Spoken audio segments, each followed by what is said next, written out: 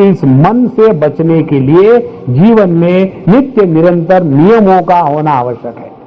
तो इंद्रियाणि प्रमाथीनि हरन्ति प्रसभम मनः, यहां तक बताने के बाद कहते हैं तानि सर्वाणि संयम्य, और फिर बताते कि पांचों के पांच जो इंद्रिय है उनको अपने संयम में लाना है। देखो, उन्होंने ये नहीं कहा कि इंद्रियों को नष्ट करना है, इंद्रियों को अपने संयम में लाना है। इंद्रियों को संयम में लाना है माने क्या? समझो हम जुआ के साथ नमक खाते हैं तो नमक का टेस्ट आना चाहिए, मीठा खाते हैं तो मीठे का टेस्ट आना चाहिए। ऐसे नहीं, हमको अपने इंद्रियों को जीतना है इसीलिए सबको इकट्ठा मिक्स कर लिया, पानी डाल दिया और उसके बाद खाया।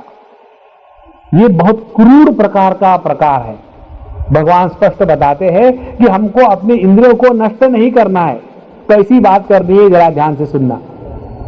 यदि हम जो भी कुछ खाते हैं उसको प्रभु का प्रसाद है इस भावना से खावे तो किसी भी प्रसाद वाली वस्तु के प्रति ना तो मन में द्वेष होता है, ना तो आसक्ति होती है, ना तो तिरस्कार होता है।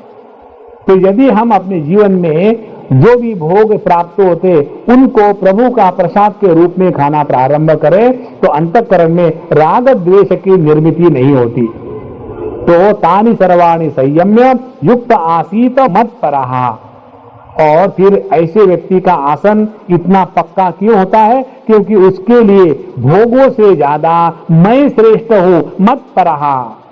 इसीलिए जैसे 9वें अध्याय में भगवान कहते हैं बड़ी सरल साधना है।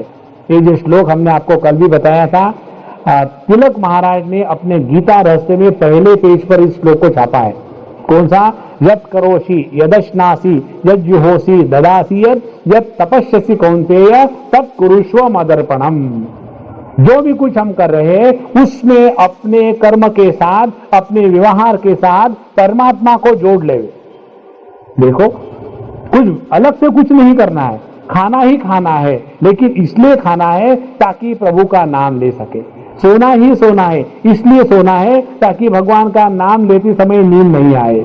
चलना ही चलना है, इसलिए चलना है ताकि भगवान के मंदिर में पहुंच सके।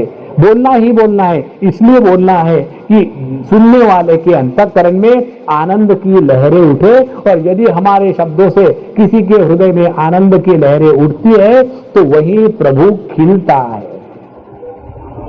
इसलिए यत् करोषि यदश्नासि, जो भी कुछ हम कर रहे हैं प्रभु के लिए, मत्परः।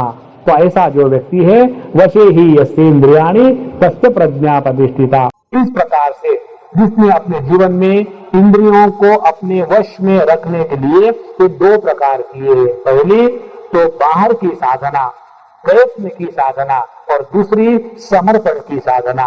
प्रयत्न के बाद समर्पण जब आ जाता है तब हमारे प्रयत्न को परिपूर्णता आ जाती है। समर्पण विरहित प्रयत्न कभी भी परिपूर्णता को प्राप्त नहीं होता। ये दो बातों की बैठक है जिस पर यह स्थितप्रज्ञ पुरुष बैठा रहता है। युक्त आसीत मत्परः वचे ही यस्येन्द्रियाणि तस्य प्रज्ञा प्रतिष्ठिता। और ऐसे व्यक्ति की प्रज्ञा प्रतिष्ठित क्यों होती है? तो उसके जीवन में यदि कभी ध्यान अच्छा लग गया तो प्रभु की कृपा से, यदि कभी मन उचकट हो गया तो आज प्रभु की इच्छा नहीं है कि हम बैठे तो क्या करें, फिर कई दिनों से भगवान के मंदिर को साफ नहीं किया था, तीसरा साल चल रहा है, शायद भगवान ने इसीलिए आज मन को उचाटा होगा तो उस दिन भगवान के मंदिर को साफ कर ले। एक आध बार घर में झाड़ू भी लगाना पड़ता है। ये सभी कार्य हम प्रभु को याद करके करें तो वही ध्यान है, वही मेडिटेशन है।